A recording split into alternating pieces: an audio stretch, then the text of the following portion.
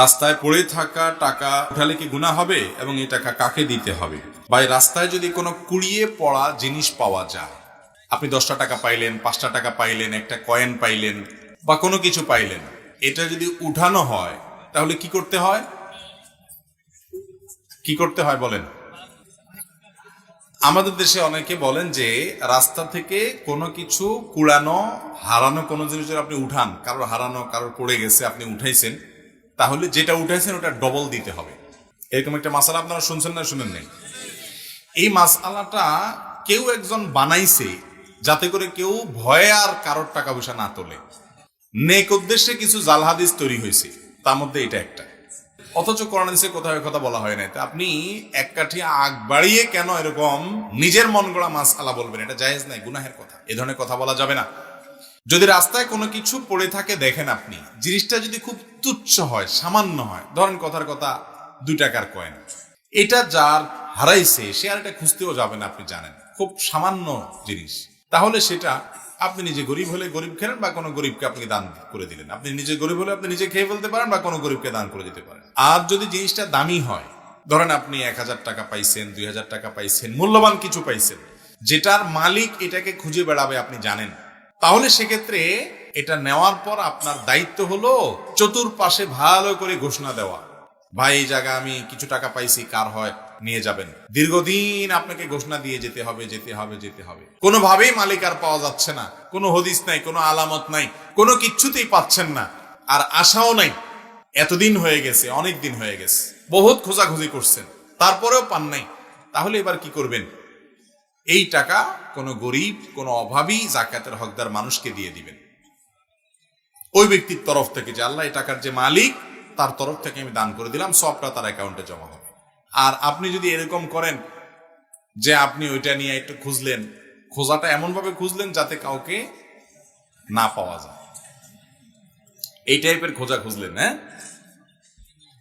ওই যে একজনের বলে মুরগি হারায় গেছে আর আরেকজনের পাইছে, পাওয়ার পর মুরগিটা নিয়ে সে খুঁজছে, তো খোঁজার সময় সে বিরাট জোর করে আওয়াজ দেয়, একটা মুরগি পাওয়া গেছে।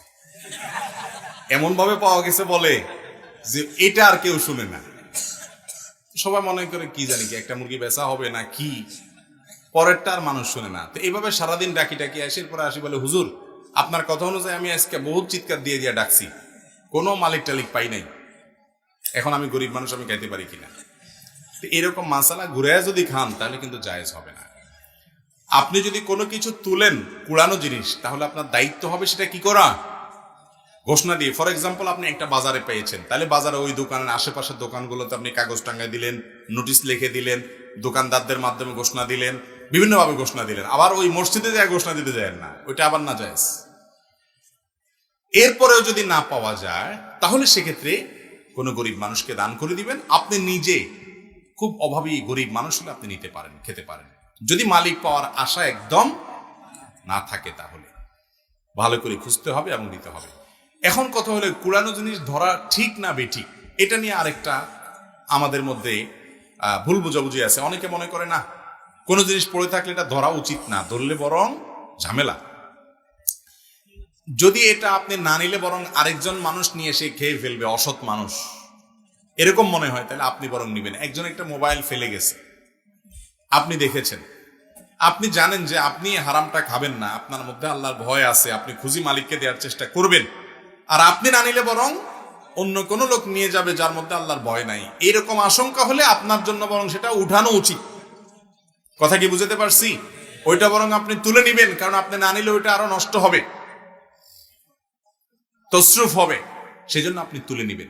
আর যদি এরকম না হয় তাহলে সেক্ষেত্রে আপনি এটা ধরা না ধরাটা আপনার ইখতিয়ারের ব্যাপার।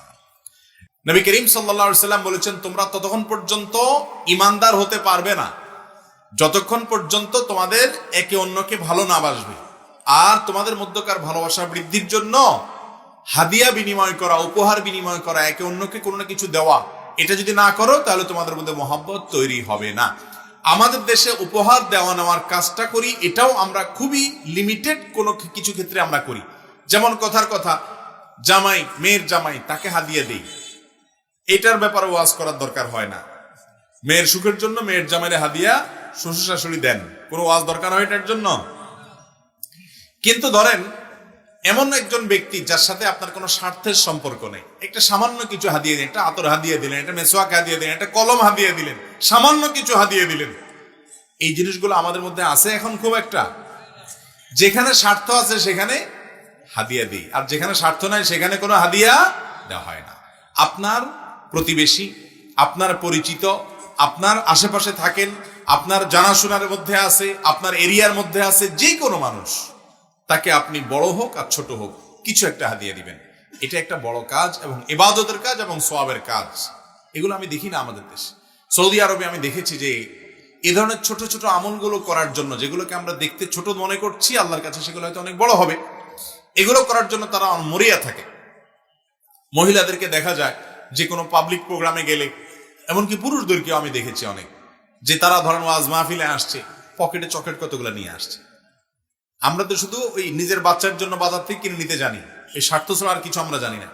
আমি বহু দেখেছি যে অনেক পুরুষ পকেটে আপনার চকলেট নিয়ে আসছেন, কোন একটা পাবলিক প্রোগ্রামে আসছেন, মাহফিলে আসছেন, ধরেন কথার কথা, কেন নিয়ে আসছেন?